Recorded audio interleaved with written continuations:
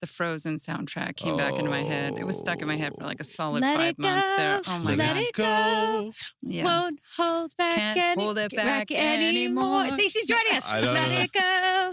Let it go. Turn away and I don't really know. door. Yes. Boom. So this is our 1-year anniversary episode. Congratulations. Thank you. NeuroNerds, we've been on for a year. This is episode 53. Oh, yeah. We've been doing this podcast on SimpleCast for 1 full year. Wow, Oh, why is that special? congratulations. Because Jeanine is the COO of SimpleCast. Woohoo! And she happens to Tie-in. be our guest today. Boom. So excited to be here. Yay!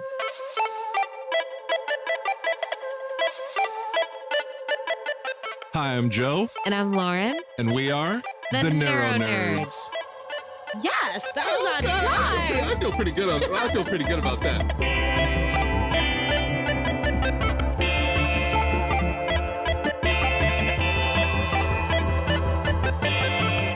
NeuroNerds. Hey, what's up, guys? We are celebrating our 1-year anniversary. And we decided to do something like really special. I met the COO of SimpleCast at YouTube Space a couple of weeks ago. Her name is Jeanine Wright, and she just so happens to have a brain thing.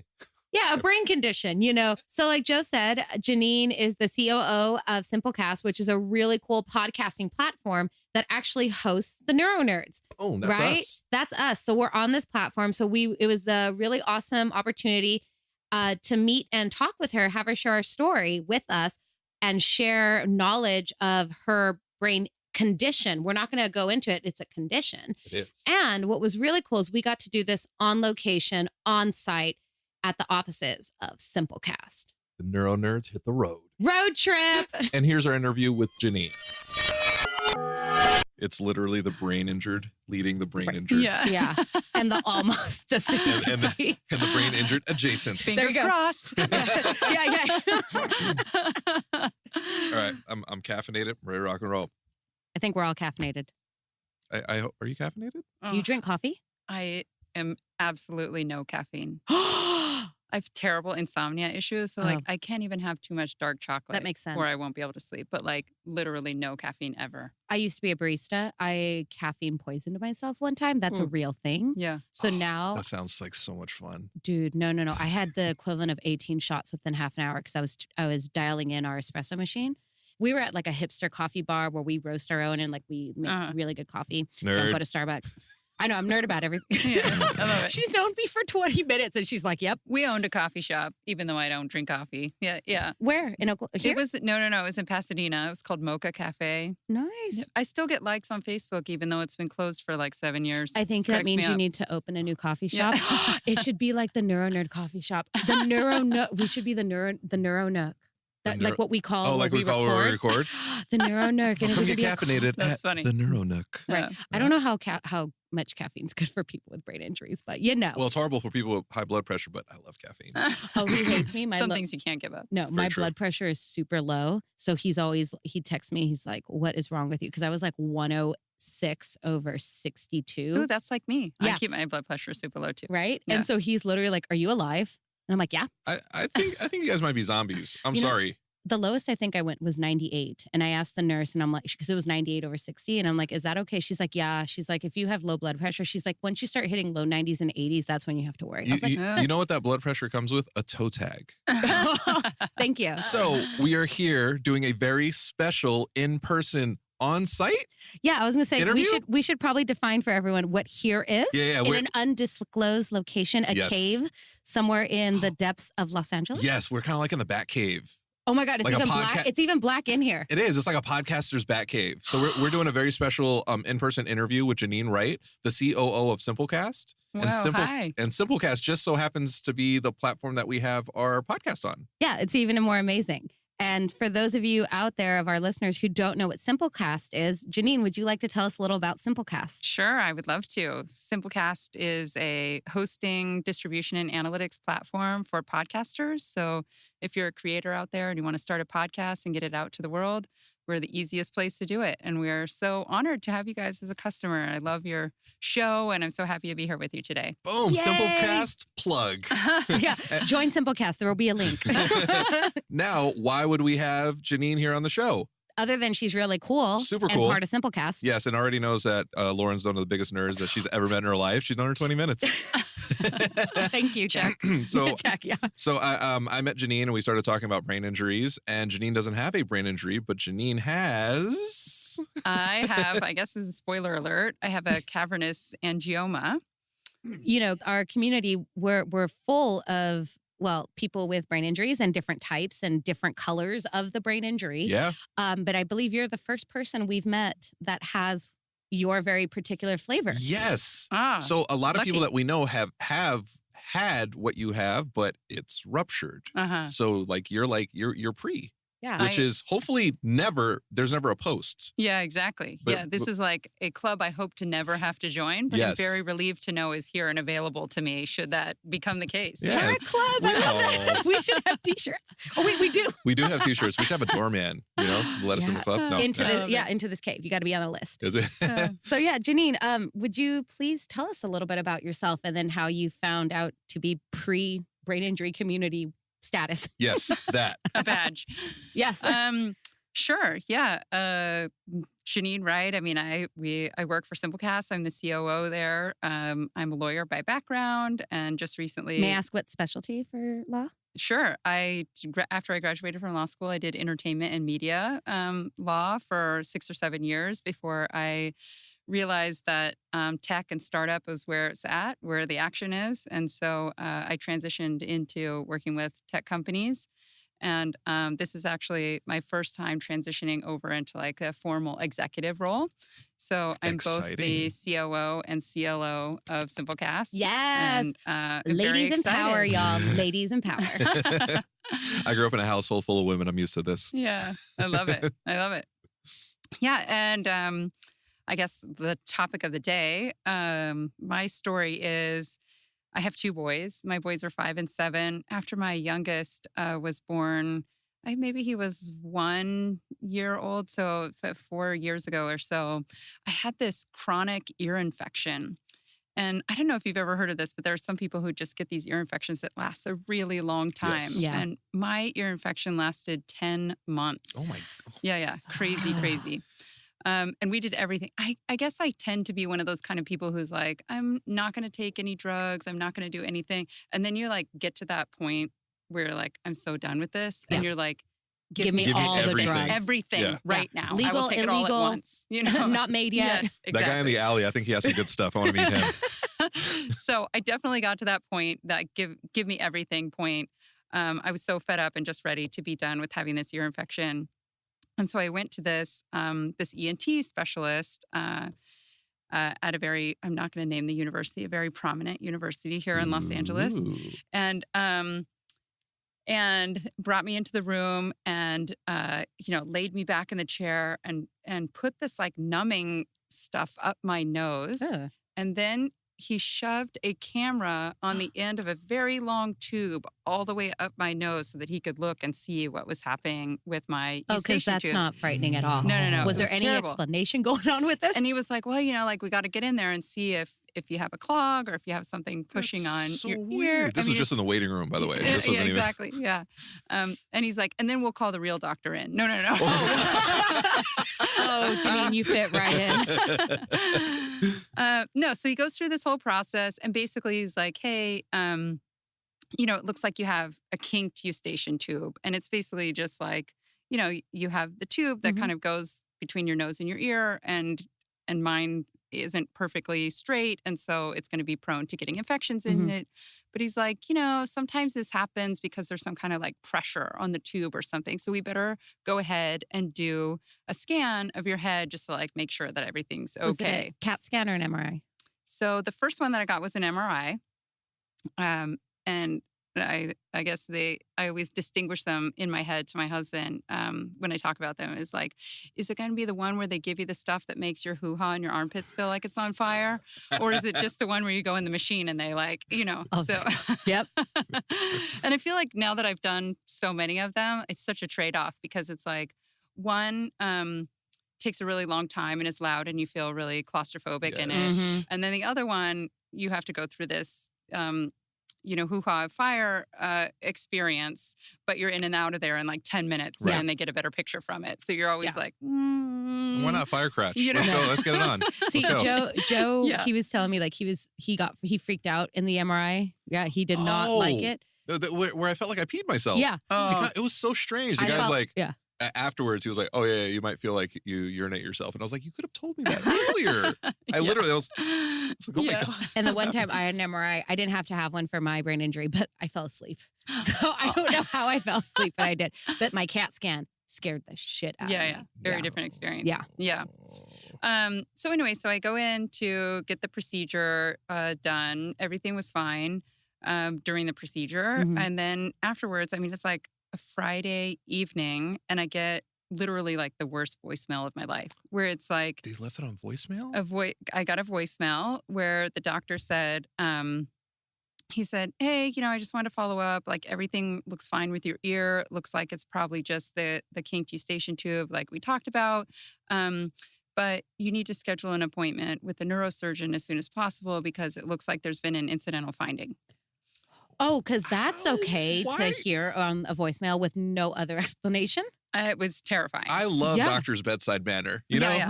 Wow. Especially if it felt like such a handoff too, where he was like, I'm an ear doctor. Yeah. So you're going to have to talk to somebody else about this. Yeah, one." like there was literally like, I get it, this is probably an ENT, right? Yeah, And then he says, go to a neurosurgeon. It's not even like, oh, we need to schedule a follow-up appointment with No. a different doctor. It was No. like, no, you need a neurosurgeon. You Oh, need yeah, to make an but- appointment with a neurosurgeon. Hey, the good news is your ear's fine. Yeah. And I when mean, That is looking at the glass half full. and when does ever like the referral to a neurosurgeon not come with a panic attack? No, right? exactly. It's I like almost if you've had a never panic had attack right now. Yeah. Yeah. I couldn't imagine like I'm sure you had to re-listen to that voicemail and be like, that's not what he said. No, Yeah. that was what what the fuck? I Well, know, here's what's exactly. crazy. Like, what if you weren't the one listening to the voicemail? What if it was like a home phone number? And that's just a I mean, weird thing. they ask you tons of questions beforehand. Like you have to sign this thing. Of like, course. is it okay for us to leave a private voicemail? Blah blah blah. But I mean, it was terrifying. Yeah. Like, so I immediately like talked to my husband. I'm like, oh my gosh, like I just got this voicemail. This is crazy. And then I was able to go online and see my my report. Like Yeah. you can go and Your medical record. Oh, very cool. right? And so then it says on there, like what it is. And then I'm freaking out. I'm like, I think, and then you start going on that like internet rabbit hole. Oh, Yeah. Dr. Google? Of like, Yeah, everything's cancer. yeah, Or where I'm like, AIDS. oh, Or I'm AIDS. gonna have a stroke. Oh my Yeah. God, I'm gonna have a stroke. Like, and so then I scheduled this appointment. Of course, like they can't get the appointment for like 2 weeks. So I'm kind of freaking out in this 2-week period. So then I go in and I meet with the doctor. And speaking of bedside manner, Was this one even worse? this doctor, I have very conflicted feelings about him because I actually love him so much. He is such an arrogant jerk. And it just made me feel so much better. It's like house. Exactly. It was just like where it made me feel relieved that it's like he is an egomaniac because he's really good He's at his good at job. what he does. Right. That's true. You want the best if you're going to be going through something so delicate. What if he was all talk though? He's just like projecting. Yes, True. I'm awesome. Yeah. Oh my God. And there was one time when he made a comment to me where he this very fancy office and he like puts my scan up on the TV and he made some comment to where it was like, this is so small, like it's hardly even worth our time. To where Oh. I felt like, Oh my God, what a dick. How and dismissive is and that? part of me felt like what a jerk, and then the other part of me felt like, oh my God, what a relief. Right. Sure, Right, like yeah. I don't want to be worth your time, buddy. Right. Yes, that is true. You know, like- That is true. It would be a lot different if you put it up there. He's like, oh my God. Yeah, exactly. If he's coming in, he's like, ooh, we're going to need to bring in some more team members to look at this. Then I'm really freaking Or out. he's like, oh, the medical students need to see this. Yeah. Yeah, exactly. Yeah, I always joke with my husband that like, I want to live a memorable life, but I don't want to die in a memorable way. That's right? a good Like- way to look at Like, that. please don't make my death like front page news. Like, I like that perspective. I haven't Yeah. thought about it that way, but that's a really good That perspective. needs to be on a t-shirt. yeah. Trademark. TM. Anyway, so we're in the office and it's a very terrifying picture. I should actually give it to you. Maybe you should even like put it up on your That'd be website. amazing. Or That'd be something great. like this. Yeah. But it's a terrifying picture because like the way that the chemical highlights where the spot is in your head, it literally looks like somebody poked a hole in your head. Seriously. Right? So it's the big picture, and then you see this like silver hole, and you're like, oh my God, I have there's a hole in in my my brain. head. Yeah. So that's I just kept thinking, Yeah, that's not supposed to be there. I have a hole in my brain, right? So then, he sits down. The doctor, he gave me maybe like 5 minutes before he was like, look, this is not one that we would recommend surgery on. Right. And then it was like the nurse practitioner is the one who came in and really like talks you through the whole thing. And she's like, look, basically it's really small. It's called a cavernous angioma. It's a weak spot in an artery in your brain. And, when you look it up online, you're going to see a bunch of stuff that talks about how this is like a pre-stroke condition. Like it could rupture and it could cause a bleed in your head. But she's like, it's such a small spot that we think that the likelihood of that happening is low. And she said, it's literally like in the middle of your brain. So it's right near like the hotbed of like your memories and a lot of your like core processing controls.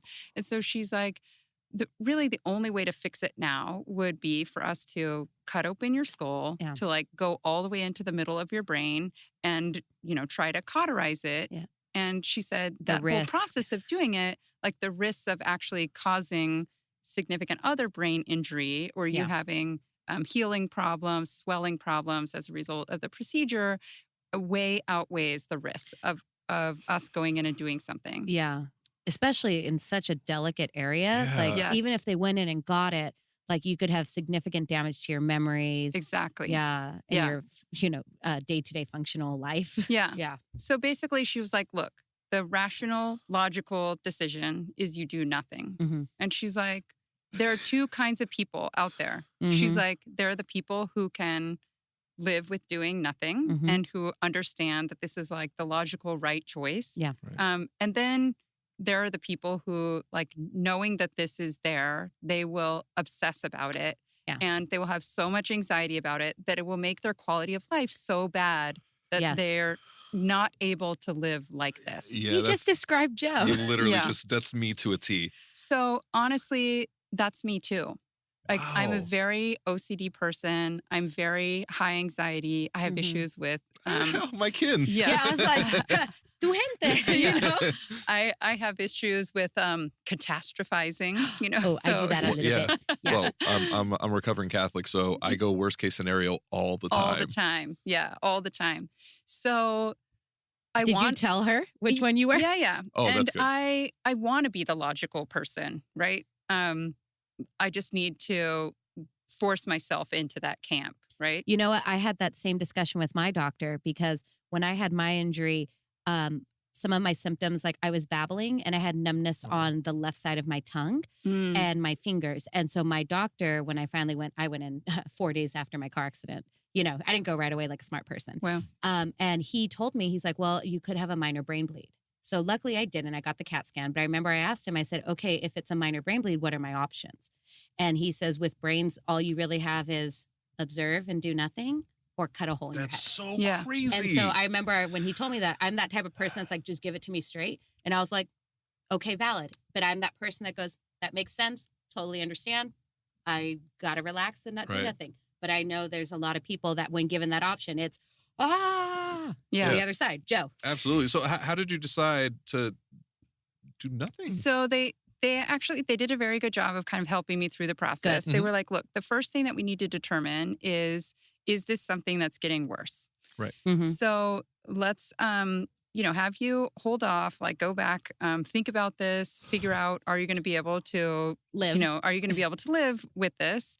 And you'll come back in 6 months and we'll do another scan and we'll be able to measure whether there's a noticeable difference. Right. Between If this it's and gotten that. larger, if it's Or smaller. or weaker. Yeah. That's. And so that 6 month period was a lot of obsessing. I was going to say, I Right. could not imagine the anxiety. Yeah, especially having 2 young children. I started getting very anxious about being alone with them. And Oh. what if something happened? Like I became anxious about driving with them, which seems so silly because there was nothing different with me today than there was yesterday. Right. I just knew about it It's now. just the knowledge that it's Exactly. there. So it's they just in the kept back saying, of your mind. No, literally in the middle. It's in the middle of your mind. Yeah, literally. It's right there. We're changing that saying now. Yeah. So a couple of things, doing a lot of research on it. Luckily, my uncle is also a neurosurgeon. And so he looked at Awesome. it and he was able to give me that second opinion. And he similarly was like, look, this is so small. There's no way you should get this done. It's going to be worse if you get it done. The other thing that was a very compelling argument for me was that the doctor said, this is a very quickly iterating area of medicine. Okay. So right now, my options are, to do nothing or to cut up your head and try and go in there and basically fix this little teeny thing in the middle of your head. And he said, in like 6 or 8 years, my guess is like, I'm going to be able to fix this with a laser. Yeah. Wow. So he's like, the chances that something is going to happen between now and then, you're young, you're healthy, you have low blood pressure. Like this is probably something that you were either born with or that happened as a result of some kind of trauma when you were young. So the chances that this has been getting any worse or that you're at any significant risk right now is very slim. And that the chances of the technology advancing to where you can, address it with low risk Exactly. has a higher chance of Yeah. developing. So he said, really, when we need to start worrying about it is when you get into like your 60s, your 70s, when basically like all of your arteries are starting to deteriorate and you become more prone to having a stroke. And that's when we need to think about like, this is already a weak spot. We need to go in and Did fix that make this. you feel any better? So it made me feel a little bit better, but also made me feel a little bit more anxious. It was almost like if somebody asked you, do you want to know how you're going to die? Oh, Would you my say gosh. yes? That's a good point. And I kept thinking like, this might be how I die, right? Yeah. Do I want to know that this is how I'm going to die? And do I want to have the option to try and do something about it? What a catch-22, right? It really is. Yeah. So I think, and maybe this is silly too, the thing that really helped me the most was getting this medical ID bracelet. And the nurse actually helped me with the language to put on it. She said, because it's such a small spot, you're likely to have a really small bleed. And so it's very unlikely to be like the kind of brain injury where like you're dead. Yeah. She said, you're probably going to present with some seizure-like symptoms or some stroke-like symptoms where you're going to have like slurred speech or like half of your face is going to paralyze or you'll, fall to the ground and you'll have what looks like some kind of seizure. So she said, really, the thing that you need to be worried about is that the people around you don't know what to do. And she said, one thing that can and they mistreat or they misdiagnose. So one thing that she said is that I guess, epilepsy is the thing that comes to people's heads first. And so when they see somebody having a seizure, they're most likely to, implement all of these treatments that they think that they're supposed to do make for sure she epilepsy. doesn't swallow her tongue. Yes. Yeah. So take her tongue out of her mouth or put her head back or, and so she said, you just need to wear something that tells people not that if you, epilepsy. Yeah, exactly. That tells people like, if you're having these symptoms that they need to call 911 and you need to be treated. So I just got this medical ID bracelet and it just says, cavernous angioma. If I have slurred speech or a seizure, it's a brain bleed, call 911. Yeah. Also, you guys can't see. This is a dope ass bracelet. Yeah. So this is the other thing that I discovered that I love. There's this company called Lawrence Hope. I know. Good name. It is a great name. And they do medical ID jewelry that looks like normal jewelry.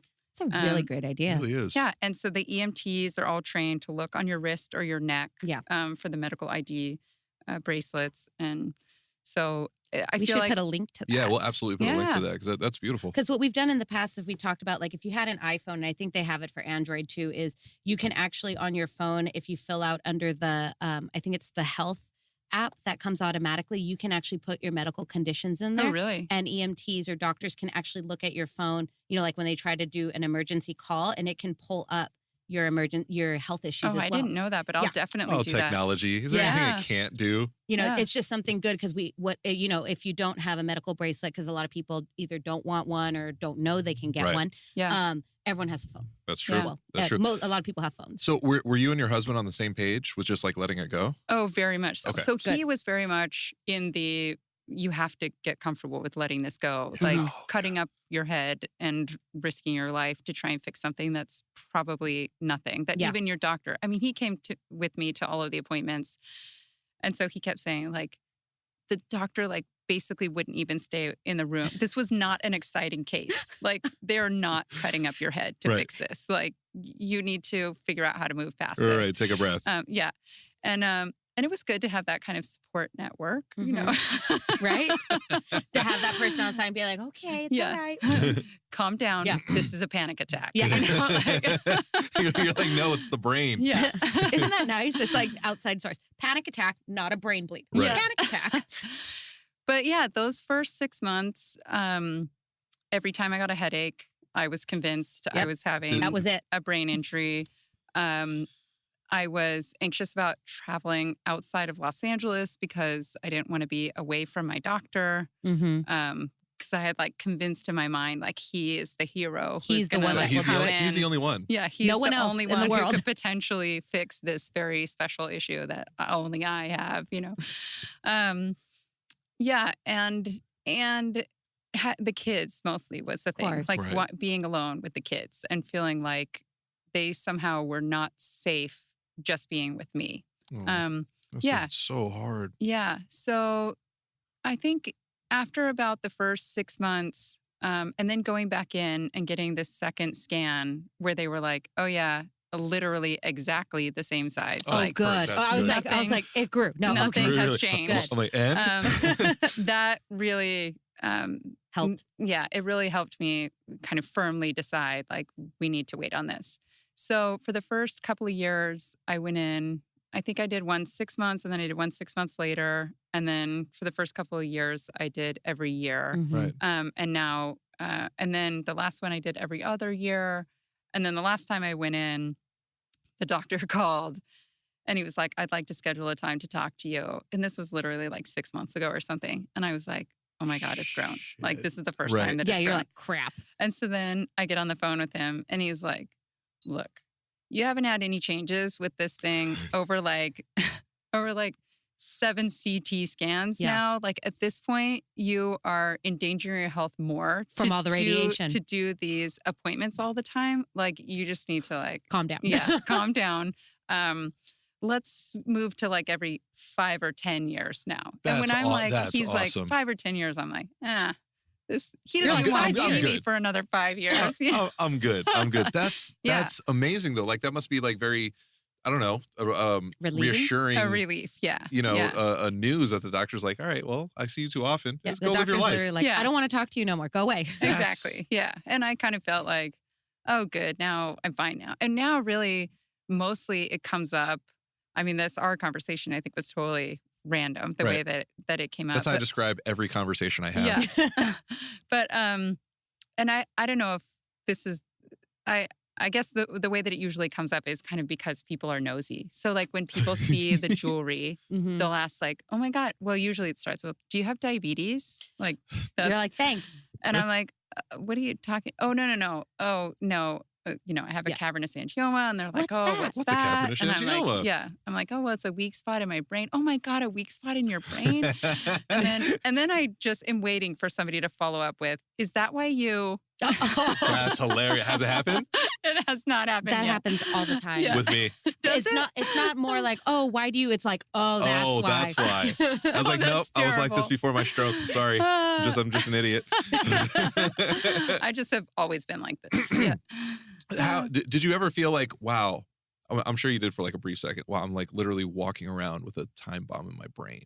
Oh, for a good long while, I used to wish it would just bleed. So you just wouldn't worry about it. So I could just stop thinking about it. So just bleed, and then they'll have to go in and fix it. And then I'll just be done with thinking about this or worrying about And this we'll be all the fine. time. Yeah. So when you told me that, so the doctor said just like leave it like years from now, but like you still have this ticking time bomb in my head. I put myself in your position and I'm like, how would I feel? What would I do? I drove myself crazy for a full 24 hours after I met you. I was anxious. Yeah. And I was just thinking about like, what would I do? Would I say yes? Would I say go in? Because you have the panic that today could be the day. Yeah. For the rest of your life, basically. Or you have, okay, well, they're going to go in, they're going to take it out, but they could go in and be like, okay, cool. Now you don't know math. Yeah. Now you have no memories from your childhood. Yeah. At all. Yeah. Yeah. And it would probably be the good ones that are gone. Yeah, exactly. Not the bad ones. I remember when little Billy picked on me. No, that like really made me anxious. It's such a catch-22. Yeah. It is. But I mean, like the mental fortitude you have to develop, right? To kind of like be like, I'm going to just be and kind of just live. Well, also you have a husband and children. Yeah. To think about like, okay, the do I responsibility want to that. Man, I'm still anxious. I might be sweating right now. But I kind of understand too the not wanting to drive because like you're afraid. After like post stroke, I wasn't able to drive for a few months, and then like when I actually started to drive again, I actually suffered a little bit from PTSD and dissociative episodes. Yeah. I was freaking out that like, what if I have one when I'm driving? Like Yeah. I wasn't even too worried about myself. I'm more worried about other people. Like I don't want to hurt anybody. Yeah. And like it made me panic and it made me even weirder. I guess I got over that. Well, I had the few so like I said, from my concussion, I developed anxiety, which I'd never had in my life, and panic attacks, which I'd never had in my life. And one of my most major because you've had have you had a panic attack before? Yeah. It's physiological. Yeah, It's absolutely. narrowing of the vision, and it's just that I'm going to die right now. Yeah. Right. And probably the worst one I had was while I was driving, and I was so scared. I was like, I actually couldn't pull over. Like I was so panicked. I was like, I just have to stay in my lane and drive straight. And I thought I was like, literally my heart was going to beat out of my chest. And what I ended up doing was I have my little sis, like one of my very dear friends, that we have an agreement that we will call or text each other like 911 or emergency, and it doesn't matter where we're at, we have to pick up. That's awesome. Yeah. And so I called her and she's like, hey, I'm going to meet. She's like, oh, I'm going to be on a phone call, blah, blah, blah. No, I was like, I'm having a panic attack right now and I can't pull over. She's like, cool. She like stepped out of her meeting. She's like, I'm just going to answer emails. Do you need me to respond or do you need to talk? And I was like, I think I just need to talk. So she just put me on the phone, muted her conversation so she could just hear me. And she just let me word vomit for 20 minutes while I was driving until I was able to calm down enough that I could like get off the freeway. Oh, that's amazing that you have a resource like that. Seriously. Yeah, that's the benefit was I was able to communicate, and I'm still doing that with like my friends and family. Like we have we have our little codes of like my little sis, she also has panic attacks. So and I worry for her. So like if I text her, she's very bad about texting back because she gets anxiety about texting. I think a lot of us do that have anxiety now. I'm part of the camp. Yeah.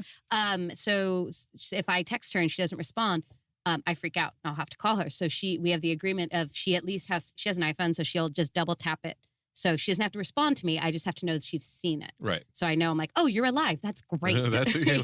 That's always a good thing. Yeah. To be alive. Yes. Yeah. So that's something I always encourage people that have something, even if it's just anxiety or depression or something. It's just like you have to have a network or a code with people so that we make sure that we're all okay and healthy and when we do reach out, because reaching out is hard. It's very difficult.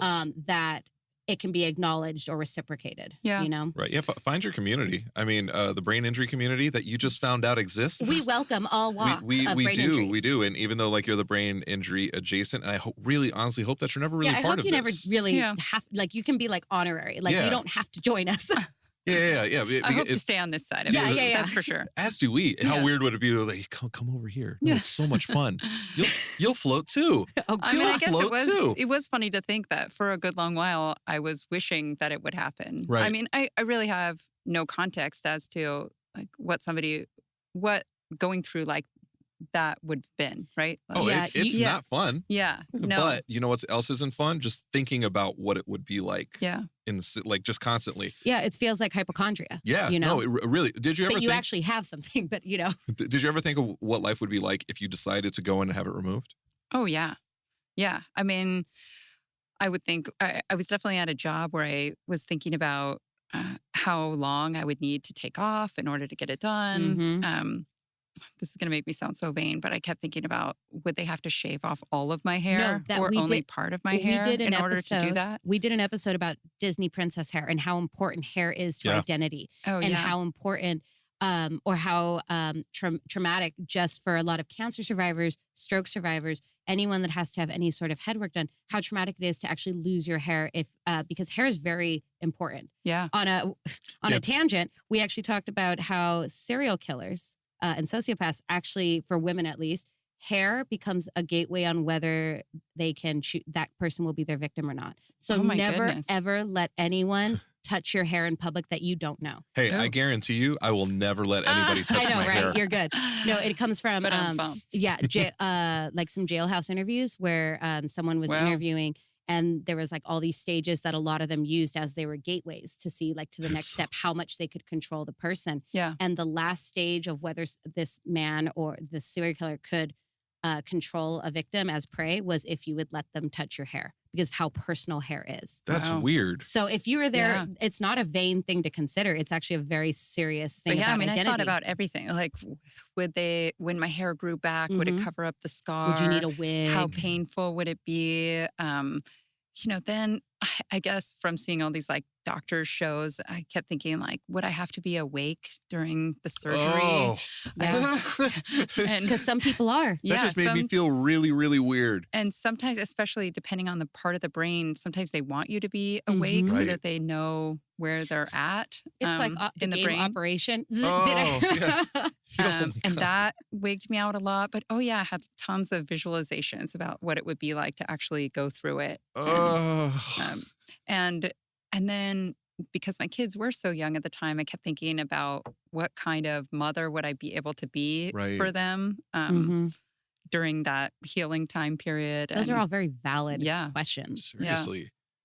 yeah. Wow. Have you done anything different, like lifestyle wise? Is there like a certain way that you're supposed to eat, the way you're supposed to think, the way you're supposed to move that would help this not explode in your brain? Yeah, so they did talk about the importance of keeping your blood pressure really low. Mhm. And I try to do that for a number of reasons, not Mhm. just because of this thing in my brain. And to just to kind of generally live a healthier lifestyle and So You know. eat right, exercise. eat right, exercise, reduce caffeine, Mhm.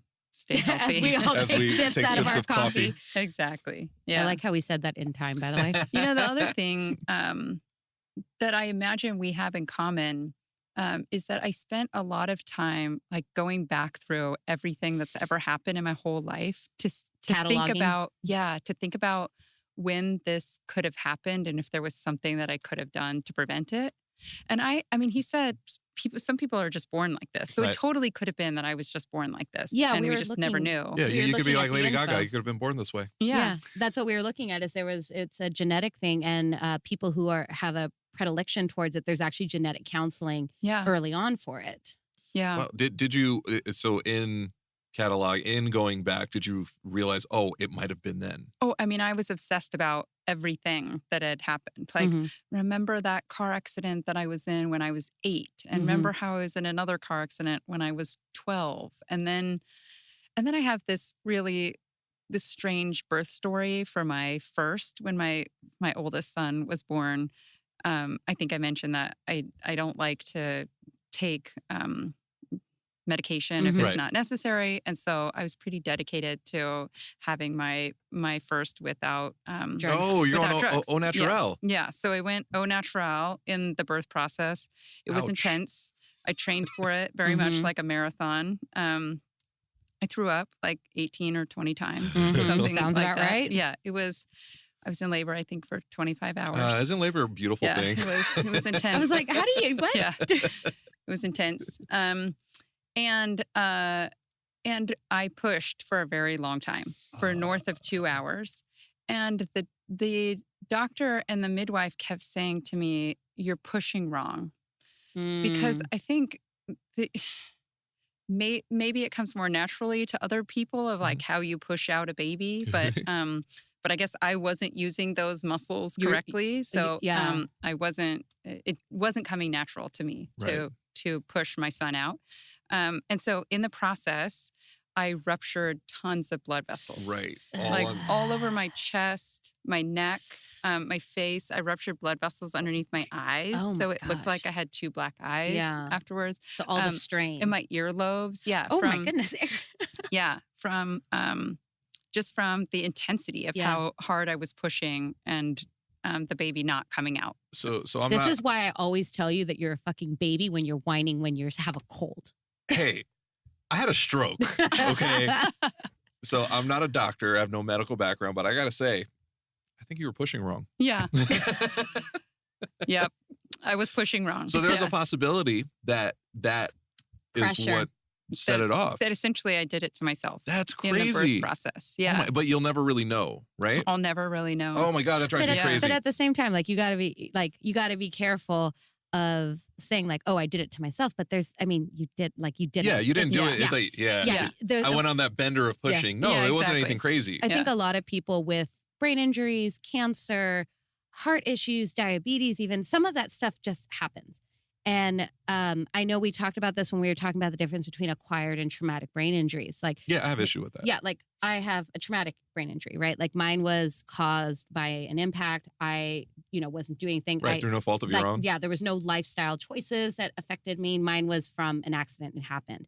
Acquired brain injuries can usually come on due to conditions that have been made by lifestyle choices like food and exercise, stress, as he says, Catholic guilt, that kind of things where that contributes to the injury. But like at the same time, like giving Ooh, birth, I hate that. right? Because that one, it feels like it comes with a judgment. Yeah, like judgment and guilt. Yes. So one of the things we were talking about is and I tell you all the time, just because, an acquired injury might have arisen or been contributed by, like a stressful life or not eating correctly, your stroke, like you didn't cause your own stroke. Right, so right. like you didn't cause that. No. That was just like something that happened, but it's not like you went and like, I know you weren't giving birth to your child and go, you know what? I really want to hurt my brain. Yeah. You know? Yeah. I know I'm pushing it incorrectly. I'm going to keep on doing it. Yeah, exactly. Let's see what happens. I would have done anything to get out of that situation. But that becomes a little bit of like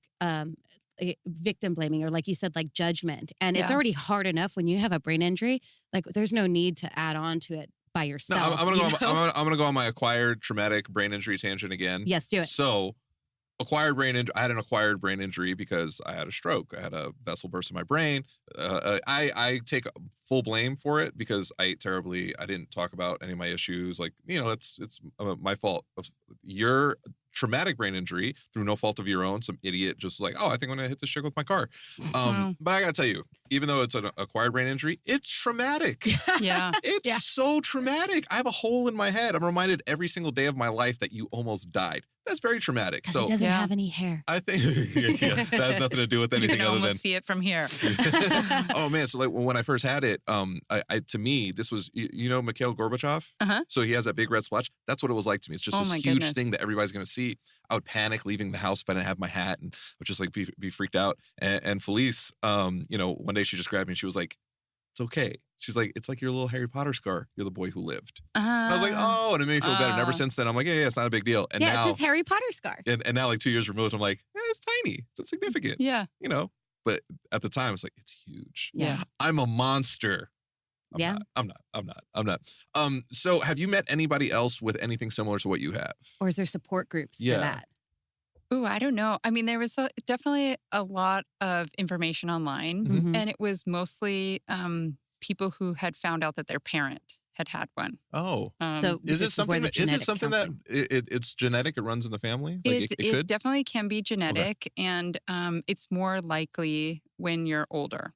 So there's kind of like an older community of people who have cavernous angiomas, and then there's other kinds of cavernous malformations in the brain. Right. That's what Joe said too. Was when he was trying to find support groups for the stroke, he found groups, but it was with an older, not clientele, but like an older. Yeah, no, it was really difficult to find people remotely close to my age because I would talk to somebody. I was in physical rehab, physical therapy with somebody, and the dude was probably late 50s, early 60s, and I'm like, "This is okay, cool. We can talk about this." I was like, "But I'm a lot younger than you. And the life stages are different." It is. I was like, "You've lived the majority of your life." I'm like, I'm still working on it. You know, I'm like, I want to talk to somebody. That's when I met Lauren. I was like, oh, there's others. There's other people that I can talk to about this that like understand how isolating and how lonely it is. You know, it was beautiful. So it was when I first really felt like, oh, I can recover. I can get past this. Yeah. Yeah. I've never met anybody who's similarly situated, who has something that's like this, who's kind of at their same stage in their life. And maybe this is a place where I'm arguably in a better position than you are. But most of my life, I'm able to pretend that it's not there. Wow. And never think about it. And it's like I have trained myself to do that, to like literally, you know, just literally it's buried in my brain. Yeah. And literally, figuratively. Yeah. And I never let it come to the forefront so that it doesn't distract me. Oh, I'm sorry, we're distracting you. No. I mean, well, you're distracting, period. Do you find this therapeutic? Like, is this a good thing? Is it hard? Is like I'm. Yeah, so I thought about this a lot, especially after our conversation. It's actually it's such a relief to me to know that there are people who have gone through something like what I could go through, who are living totally normal, well-adjusted lives, and that I have a support group out there. Absolutely. And that, you know, like, even if this, I guess in my mind, I had catastrophized that if this happens, like, game over. Yeah. Like, I'm going to be in a bed and somebody's going to have to feed me. And, you know, like, I immediately went to like, I'm either dead scenario. Or I'm, you know, Bedridden. kind of almost a vegetable. There's no middle ground. Yes. No. None. Exactly. It's one or the other. That's it. It was like, what vegetable do I want to be? Yeah. It just, because I think when you think about it, like, oh my gosh, like I had a bleed in my brain. Right. And, you know, That's serious. That feels like on the list of things that you could choose. Like, it feels really bad. It's horrible. Definitely. I saw a video. There's like a DVD of like my brain and like where the bleed was. It looks like the Doppler radar. Like, it's really strange to see. And I was like, oh, that's what almost murdered me. That's what almost, like, I was almost not here. And it was really, really hard to get past. But in speaking to others like me or others in this community, others who've gone through similar things, a lot of times worse, a lot of times nowhere near, but it's like, it's all across the board. It's very helpful. Yeah, there was about a week there, and I want to say it was the week between like getting the terrible voicemail and going in to meet the doctor, where I spent a significant amount of time watching videos of bleeds happening. Oh, Isn't that so terrible? Oh, no. We're just video after video of like, and then I would watch them in slow motion. I would watch them. I mean, and then I just kept thinking like, okay, then it starts, and then what do you do? Like, and am I going to be able to like wave my hands? You were going to drive yourself crazy. Oh, you were going to give yourself a stroke. Oh, yeah. You really were. Like, you were going to spike your blood pressure. Like, you were really driving yourself crazy. High anxiety about the whole thing. Right. Yeah. And really, thankfully, the woman who was the nurse practitioner at the doctor's office, she was the one who provided me a lot of counseling and grounding about why this was the right logical decision. Yeah. And she really helped me get there. And I could tell that she's done this coaching with other people before. Where you weren't alone. Yeah. Absolutely. Because there's a lot of people that I talk to on a regular basis, and everything is another stroke. Everything is another aneurysm. Yeah. You know, I had a slight twinge. I wasn't feeling too good. I woke up and I felt a little bit disoriented, which means I'm going to die. Yeah. And everybody goes like worst case scenario, and it drives them crazy. You immediately dive in. You can get past this. A couple weeks ago, my dog, I have a pit bull. He has a big old head. That photo I sent you, he sneezed and he was in my lap and he just hit me right under here. I'm actually still slightly bruised under my chin. And he knocked my head back, my teeth slammed, my jaw hit. And the pain, I have a pretty high threshold for pain. I was in so much pain. And for a second when I went because your dog sneezed. It seems because my dog sneezed. And I remember there was a moment where I opened my eyes and I was a little fuzzy and I was like, oh no. So I immediately started thinking, I was like, is this another concussion? I was like, I need to start cataloging my symptoms. And like I didn't have really good balance. And so I was really worried because he has a really big head. Also, you dance on a pole. You need all your balance. Shut up. So I had ice packs and I took Motrin. My brother's girlfriend was over and she's a nurse. That made me feel more comfortable because I was in panic mode too because she was like, I think I might have gotten a concussion from my dog. Yeah. And so, so immediately we go straight to like, because for me, like the doctor said, like he's like, please don't get your head hit.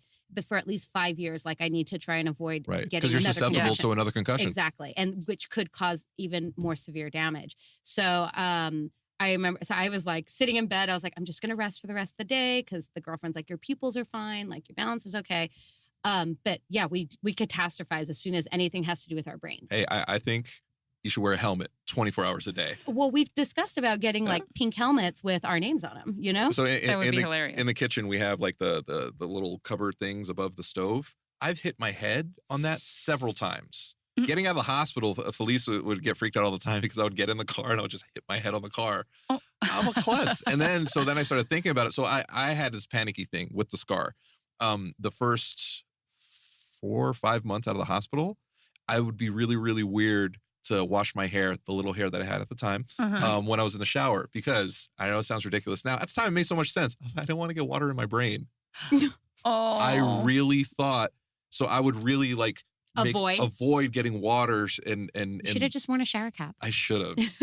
I do remember a while there, like especially at the beginning, where I didn't want to sleep on my side because I was convinced that somehow I was more prone to Right, your brain would knock into the side of your skull, right? Yeah, or that it's like if it happens while I'm asleep, it's more dangerous because then there's nobody there to help me or to call. So I should sleep in the straight, upright position. I love how you said convinced. You know, like because I was convinced nothing anybody could tell me was going to change the fact that no, water is going to get inside of my brain. Oh yeah. You know, I had a sleep apnea surgery where they like shave off some of the little punching bag in the back of your throat, and I was so panicked. I was like, "What about my voice?" Yeah. And everybody told doctors were saying, "Oh, it's nowhere near your vocal cords," and I was still like, what if I lose my voice? Yeah. What if it changes my voice? He's like, what if I can never talk again? Yeah, like, Lauren got really excited. Yeah. But yeah, it's weird. The mind games that we play with ourselves, we get like really, really panicky. Like, no, do you still do that? Like even today, it's years later. Do you still go like, oh man, like, I mean, slight headaches, every slight once anything? in a while. Now I've kind of decided to compartmentalize it and to just be like, I made my decision. I'm just going to live my life. Right. Which is very healthy. Yeah. So now I snowboard, we travel, we just went to Cambodia. Oh, so awesome. I'm not even like, at first I was like, I don't even want to leave Los Angeles. Right. And now I'm like, look. How far can I get from LA? Yeah. I was a little bit weary. I traveled for the first time out of the country about a year ago. And I was a little bit weary about going on a plane because of the pressure. And I was like, what if it gives me a stroke? Yeah. Oh, you know what? So I still scuba dive. Basically all the things that I used to do, I do now. And I've just have decided that scuba diving, that just gave me a panic attack. Yeah. The water frightens me. Oh. Like I've jumped out of an airplane. Fine. Not a big deal. Being in water, it's so endless. We don't even know what's down there. Very true. We know more about like the moon than we do about like the ocean floor. That's totally true. It's so totally weird. True. Also, I don't swim well. Yeah. Yeah. I describe my swimming as you're gonna have to learn. Yeah. I describe my swimming as I won't drown. Yeah. Jeanine and I found out that we both played water polo in high school. Yeah. We did. No, water polo people were cool. They were cool. We were the cool kids. I was cool adjacent still because I was really you were never cool, Lauren. I love you. My nickname in high school by my teachers was Hermione Granger. That was my nickname. They used to call me Hermione. But, 2 points for Lauren. But because I was part of the water polo team, I wasn't completely in the nerd camp. So I was cool adjacent. So I wasn't a cool kid, but they were like, oh, Lauren's okay. No, you definitely weren't one of the cool kids. No, I was not. I felt kind of like that too. Right? You know, I was like, in all the AP classes and all the like nerd stuff. But then you're part of the on nerd water polo. part too. And I remember like trying to figure out how long I could grow my toenails so that you could like cut people under the water. Oh my God. No, that's so a terrible. thing. Everything goes underwater. Did you wear 3 swimsuits? I did wear 3 swimsuits because they would hook on to try and rip your bathing suit off. Or they would like... Or you put it in the keyhole so when you go up to block, you can't get the ball. Yeah. Girls water polo is intense. evil. Oh my gosh. I like playing on the boys team. My school was too poor to have a girls team. So we had like 5 girls on the water polo team. And so we had the 2 extremes. We had the guys from the opposite team were either like, we don't know what to do with the girls and they wouldn't touch us. So, we'd get away with breakaways and stuff and we'd be like, or we'd get the perv. And one time this guy like wrapped his legs around my hips. I apologized. Right? And I remember I was set at that moment because our set got ejected because that same guy, he got ejected too. One of the guys rapped and grinded on her. So she punched him out. Wow. So she got ejected. I got put in as set. And one of the guys tried to do the same thing. So what I did is I pushed the ball away and I just shoved my heel into his balls. Wow. And the ref couldn't call it because they didn't see it. Everyone knew what I'd done. Oh man, and that kid grew up to be Harvey Weinstein. Oh my God. It's crazy. It's wow. crazy. I am sorry, guys. so, oh my gosh, that's just you grew toenail. That's just vicious. I know. That's girls water polo. No, I got to tell you. So like the one most dangerous thing, one thing I will never do, won't stop a girl fight. It's not sexist. That's actually pretty smart. Because so I've gotten in the middle of guys fighting, and at a certain point, it's like, hey, cops, teachers, whatever it is, and it's, oh yeah, you know, children are watching. Oh yeah. Women will not stop until there's blood or death. Like no matter what's going on, they just will not stop. I've tried to stop several girl fights. I think I still have scars somewhere. But yeah, I can only imagine you guys in water with long nails trying to murder each other. That's so crazy. Yeah, the only game where I got a lot of I was literally coming out bloody was the one time we did a scrimmage. It was the end of the boys season and it was starting for girls for training. And we just did a friendly scrimmage game between our boys team and the girls. That was the one game where I ended up all covered in scratches. Leave the word friendly out of it. Yeah. I'm sorry. Well, I say that doesn't sound friendly at all. Friendly.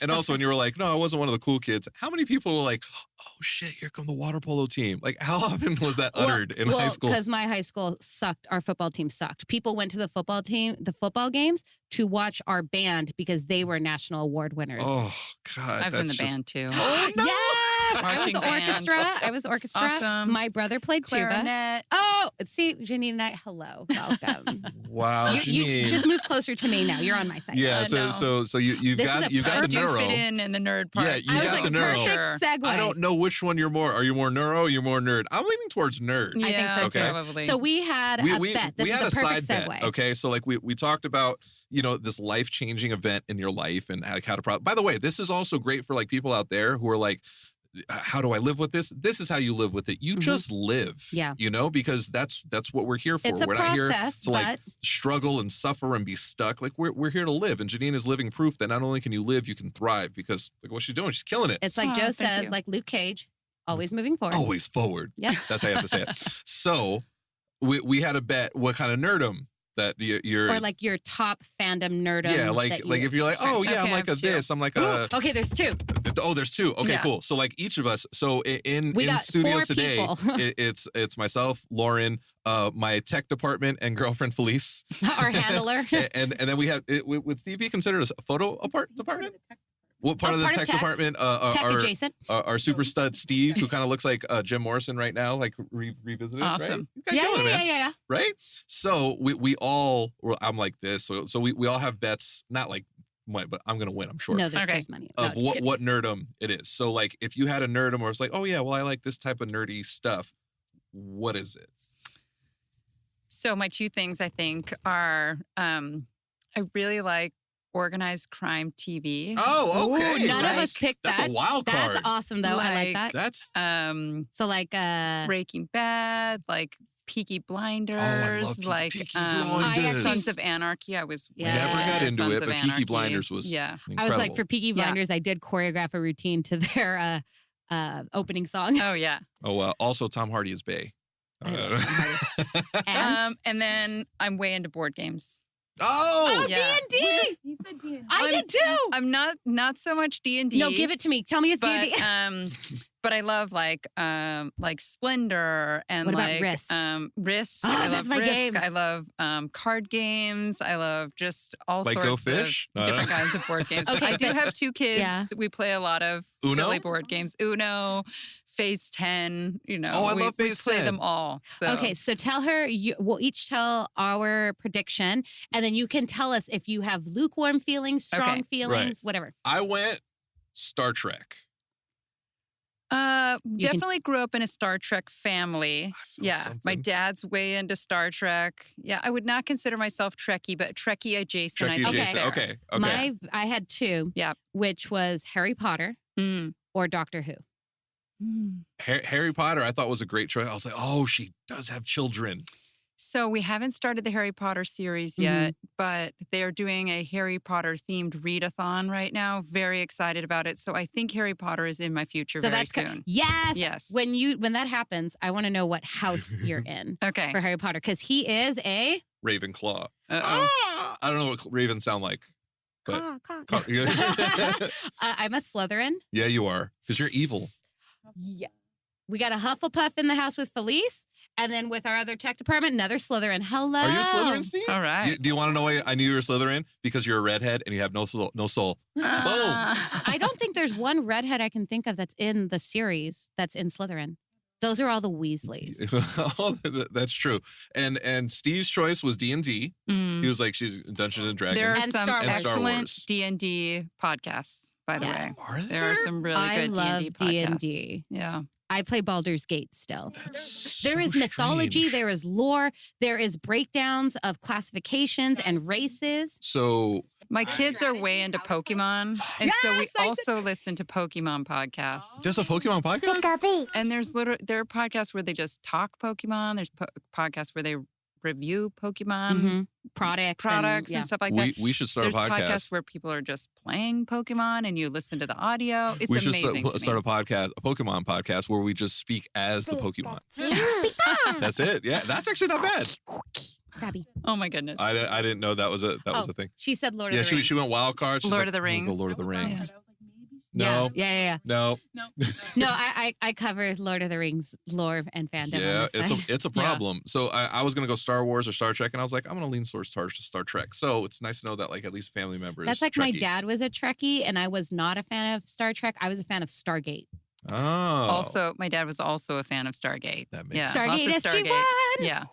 God, I love those shows. So I also shame other nerds. Yeah, I shame her nerdom Yeah, constantly. he tries, and I'm like, really? Let me Yeah. beat you Hey, with a stick. Star Wars. Come on. Like nothing beats Star Wars. Nothing beats Star Wars. Star Wars is pretty awesome. It is. Have the kids seen Star Wars? Not yet. So we tried. We tried with the first one. The Which the first? original? The or, original. Okay. Okay, because And I was then- like Phantom Menace. And then we got to the scene where the like trash compactor is Yep. crushing them Did they with the freak out? worm, and it was a little too It was- intense. oh, yeah, it was- So then we were like, all right, we're gonna wait a couple years and then come back to this one. I You're saw a it. good parent. I saw it in theaters when I was a child. I was like a couple years old, whatever it was. And I think I pinpointed where my anxiety came from in life. It was Star Wars. So I was in a theater and I remember there was like no fire It's regulations. a blessing and a curse. Yeah. There was Yeah. people standing in the walls and in the stairway. Like it Oh was my goodness. packed. And What an event. Yoda came out and he started talking. I was like, oh, like on screen. And I stood up and I pointed at the screen. I said, Grover, because he's the same voice as Grover from Sesame Street. The entire theater turned to me, pointed and said, shh. Ever since then, I've had anxiety. So you got shamed. I So did. you act out and you shame others? Yes. Wow. I think we've just discovered like some psychological, like I also like to dress up as Epiphany. Grover. No, I don't really. Actually, that would be adorable. You should be Grover for Halloween, and I'll either be Cookie Monster or Big Bird with my stilettos. Oh gosh, you'd be really Big Bird. I'm taller than him with my stilettos Oh on. no, Awesome. seriously, she's like 12-inch stilettos. I could barely walk 9. in sneakers. It's that's great. So I'm gonna go with like there's a bit of a victory for me. Family, Star Trek, You right? would see a victory in anything. Absolutely. Yeah. So- I feel very, very close to all of those communities. Yeah. all right, that's a very diplomatic answer. Well, it's kind of like how she, like you know, she was saying like kind of brain injury adjacent. So Yeah. she's like Harry Potter Yeah, adjacent. you're adjacent. You know, and, D&D adjacent. and I just know that the kids are gonna love Star Wars. I'm sure they are. Harry And Potter. They have a Mm. number of friends who are way into Star Wars. So I think a lot of Star Wars is coming our way Those soon. are good kids. Yeah. Those are good. Start them with the Lego Star Wars Ooh. Oh, that's on a Disney good Channel. idea. That's a good way to That's start. a really good idea. Yeah. and then lead into all the other Marvel nerdom. Yes. And then they can be Definitely. part of the NeuroNerds, the nerdy nerd part. Yeah. Then we can talk about how mommy was never really part of the neuro part, which is awesome. I'm Awesome. so happy. Like it's always serendipitous. Like when you meet people and you just talk, and it was just really really cool that we talked about this thing that would Yeah. I don't know. It's What a crazy coincidence. It is because we were just kind of there. I wasn't expecting to run into anybody who had anything brain related, but it's Yeah. nice that I met you and you're super awesome. I think you're super cool. I'm very appreciative that you were able to do this and have us in like your home studio, like thank you. your SimpleCast home, not your home. It'd be weird if you lived here. It would be weird if I lived here. Sometimes I work so much that it feels like I'm living here. You But shouldn't, because your brain needs rest. Yes. that's true. Right? Yeah. Right? That's true. Right? I was gonna say, yeah, you need rest. Rest is important. You do. I fight rest. I'm like a toddler. I don't even like to take naps. I get yelled at by that one over there. So, Jeanine, is there anything else you would like to share or say out to the NeuroNerd community? Doesn't even have to be about neuro stuff, but is there anything you would like to share? Words of wisdom? I don't know. I guess just about what a fantastic medium this is, this podcasting and the audio medium, and being able to really speak to, find and speak to niche communities like this. And it's just really, it's beautiful what you guys are doing and the communities that you're connecting with and the people that you're helping. And I think just really so proud to be a small part of your journey. Aww. Yay, thank you so much. Thank you so much You're for Thanks for having indulging me. us and allowing me to be an idiot in front of you, which is great. Aw. It's You're always so well much fun. behaved Love today, it. though. I'm very proud of you. I tried. But thank you so much for sharing your story and being very candid, and and just sharing a part of you so we can share with our community. Yeah. You're welcome. Yeah, Yeah, it'd be it- so great to, I don't know if any of your listeners reach out, if they know Absolutely. anybody. Yeah, it would be it's cool to very meet cool. somebody. I was who going to is- ask that off air, but I'll do it on air now. Like if Yeah. there's like a contact, like an email or something where people can reach out to you, if you have like socials. Sure. Easiest way to reach me is on LinkedIn. Mhm. So it's just Jeanine Percival Wright. We'll or you include can look links. up COO at link in bio. SimpleCast. All right. Yeah, and then to just ping me through LinkedIn. Ping, yeah. This is a new world. It's And if ping you're, her. if someone can't find her and isn't really comfortable directly reaching out, you guys can reach out to us and we'd be happy to connect you. Yeah, as always, the Fantastic. NeuroNerds, we're here to help, and we really appreciate everything that you did for us right now, because it's such a beautiful thing. You're helping so many people out there. Oh, thank you. Thanks, guys. And that was our 1-year anniversary interview with Jeanine Wright from SimpleCast. We hope you enjoyed it, and we really thank you guys for supporting us, and we hope you enjoyed the last year of my idiocy and Lauren's genius. Yeah, you guys have been along this wild journey with us, and we're so excited for all of y'all that are still here. And those of you that are joining in and don't exactly know how crazy we are yet. The answer, very. So we want to thank you guys. We also want to thank our sponsor, Avid, for providing us with this amazing sound, because again, in real life, we really don't sound this great. Well, some of us do. And guys, if you guys like what you're hearing, if you've liked what we've done for this past year and you're here for us to support for the next years that are coming, please consider giving us a rating and a review on iTunes. Not only do we love to hear your stories and how our own stories have impacted your life. Trust me, we love that, right, Joe? Absolutely. But it really helps us grow. And this is how we can reach more people and more survivors out there so we can help others. Because again, that helps us. We love helping you guys. Yeah, help us. Help You. And if you guys are enjoying what you're hearing, please consider becoming a patron on Patreon. And as our the NeuroNerds Give Back initiative, we're donating a portion of this month's Patreon proceeds to the Stroke and Heart Association of America. of America. I always forgot about it. It's just a lot of words. I had a brain injury, guys. So again, guys, thank you so much for giving us a good listen. This was an amazing first year for the NeuroNerds. We've passed that milestone. We're on to year 2. And I'm excited. I'm so excited. I'm so thankful for my incredible, amazing co-host. I'm so thankful for our incredible, amazing team, our tech department, our music department, our art department. Which are all like 1 or 2 people. It sounds a lot better than it really is. But we're so grateful to you guys. Thank you so much. Please feel free. Keep reaching out to us on social media. You can find Joe at Joe So Rocks at everything. You can find Lauren at Lauren L. Manzano at everything. Reach out to us at the NeuroNerds at everything. As always, the NeuroNerds, we are here to help. And on this 1-year anniversary milestone, these NeuroNerds are out.